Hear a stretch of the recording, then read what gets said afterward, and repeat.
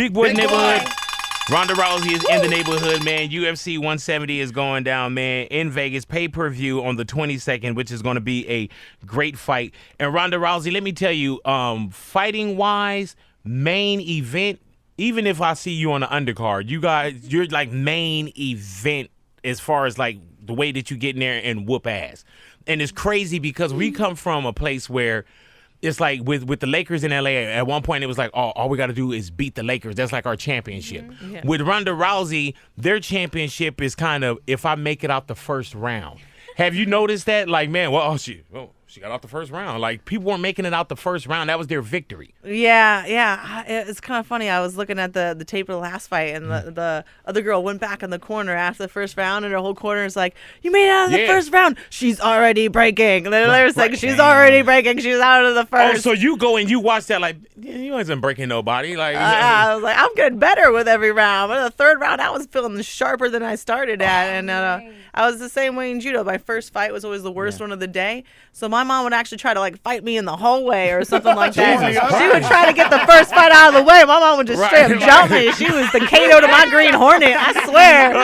Kept me on my toes. And she would scream, always be ready at the same time. I swear to God, that's not even a lie. Hey, man, is your mom, not that she still act, but can your mom still get down like right now if somebody were to do something? She like instant total recall? Oh, yeah. She like, and the funny thing is she's got like a PhD in psychology, and she's like this world famous statistician, and she's like making this like interactive 3D RPG game to like teach kids math. She's sitting there programming, hasn't worked out since she was 20 something, just jacked. She's got like a 6-pack typing. I'm like, how did you do this? Do you have brothers and sisters? I got 3 sisters. Are they into martial arts also? No. All my sisters are amazing at whatever they chose to do. So one of my sisters is like one of the like best sports writers around. My other sister got like her master's at USC, and she's a teacher. My other sister, she's like 16 years old and got a full academic scholarship to Villanova.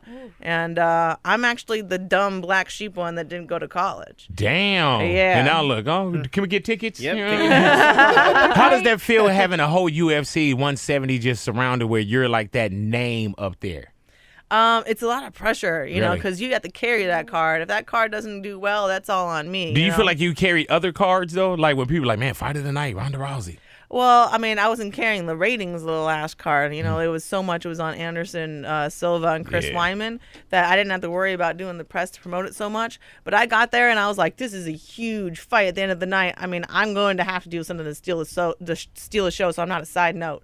And so we ended up getting fight of the night for the last card. Some of those slams, I thought y'all gonna go through the octagon, to tell you the truth. It was quick. It was times where I was like, oh.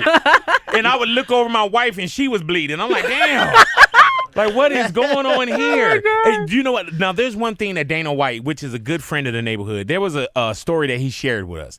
I want to come back and I want to ask you about this story. All right. Now, it could be legend or it could be true. But think about a movie theater. All righty, y'all stick around y'all radios, Big Boy Neighborhood.